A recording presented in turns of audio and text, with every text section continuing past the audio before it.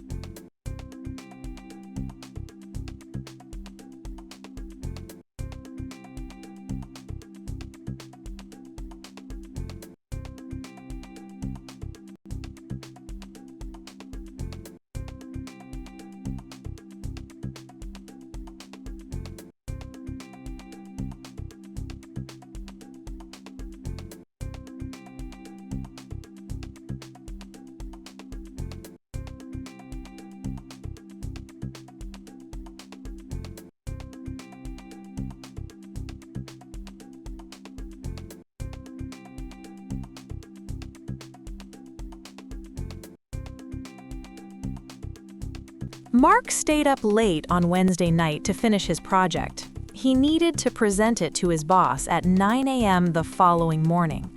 However, Mark's alarm clock failed to go off. He woke up in a panic at 9:15 a.m., rushed to get dressed, and skipped breakfast. When he finally arrived at the office, he found a note on his desk saying the meeting had been moved to Friday.